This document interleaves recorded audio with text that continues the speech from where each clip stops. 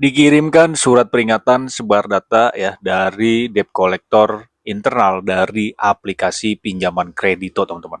Ya, jadi buat teman-teman yang mempunyai tagihan di aplikasi kredito, kemudian kalian menanyakan apa aja bang risikonya ya ketika kita gagal bayar. Di video kali ini adalah video yang tepat buat kalian simak, teman-teman. Untuk penjelasannya, tonton video berikut ini. Halo kawan pinjol, balik lagi di KP Channel seputar fintech dan pinjaman online. Apa kabar teman-teman kalian hari ini? Semoga sehat selalu ya, tetap semangat. Tetap menjalankan aktivitas seperti biasanya, masalah pinjaman online. Mari kita sharing dan diskusi di KP Channel. Nah, karena ada pertanyaan juga ya mengenai resiko gagal bayar di aplikasi kredito ya, terutama masalah debt collector lapangan, teman-teman. Karena sebagian besar nasabah kawan pinjol yang galbay di aplikasi pinjaman online ya, terutama di kredito ini, takut akan disamperin oleh debt collector lapangannya. Nah, sebenarnya di aplikasi kredito itu sudah memiliki debt collector lapangan atau belum, Bang? Ya, jadi ini gue rangkum teman-teman ya, dari beberapa pengalaman yang galbay di aplikasi kredito. Nah, resiko-resiko ini tentu kalian harus waspadai ya, karena kemungkinan saja terjadi kepada kalian yang galbay di aplikasi pinjaman kredito. Nah, teman-teman, sebelumnya kita pahami dulu ya bahwasannya aplikasi kredito ini adalah salah satu aplikasi pinjaman online legal yang sudah berizin di Otoritas Jasa Keuangan dan sudah terdaftar di AFPI. Ya, kredito ini tergolong dengan pinjaman semi legal, teman-teman. Ya, jadi dia adalah bawahan dari pinjaman legal, terutama dari Akulaku. Ya, karena saham terbesarnya itu masih dipegang oleh Akulaku.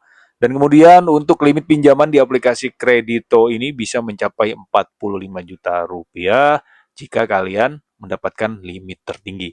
Dan untuk suku bunganya di sini 0,08% per hari ya, sama seperti pinjaman online lain, teman-teman.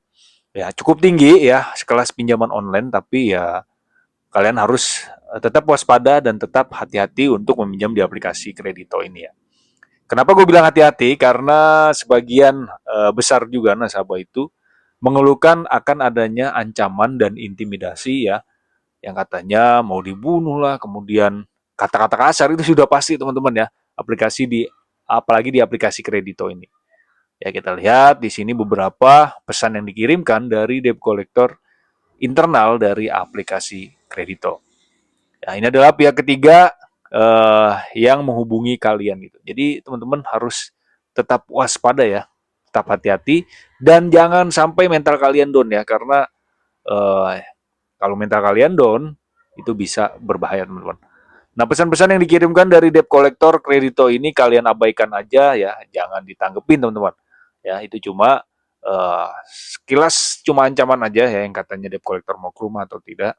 Ya, atau ke RT atau RW. Sekali lagi gue katakan itu cuma ancaman ya. Kredito sampai saat ini belum memiliki debt collector lapangan. Ya. Jadi aman buat kalian galbay ya untuk masalah debt collector lapangan. Ya, sekali lagi untuk teror yang diberikan dari aplikasi kredito ya, yang parah, yang mengancam, itu kalian abaikan saja. Kalau perlu kalian ganti kartu aja udah ya.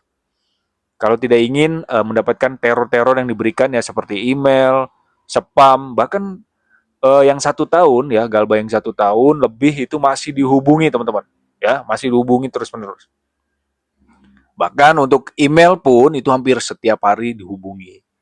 Ya, jadi kalau kalian tidak ingin mendapatkan gangguan gitu ya dari teror-teror debt collector pinjol, ya kalian harus ganti kartu aja sih sebenarnya.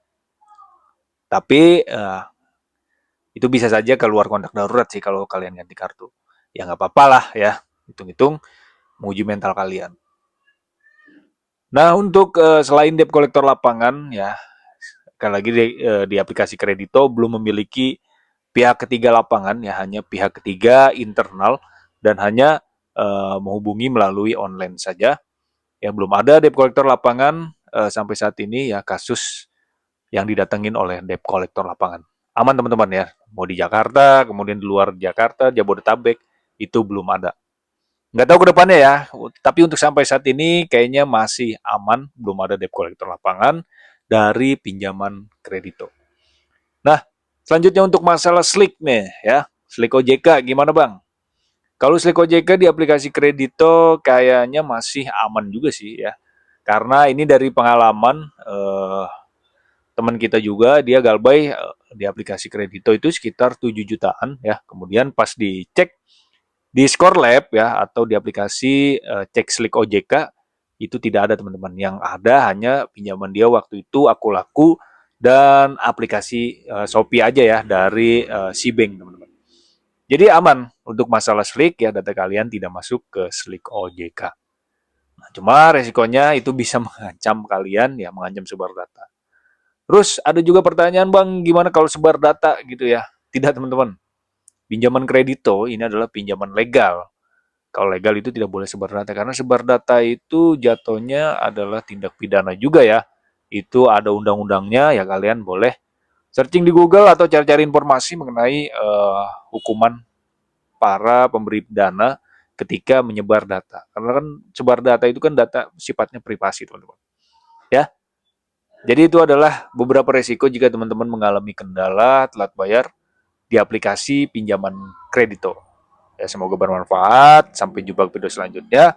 Thank for watching dan salam galbay.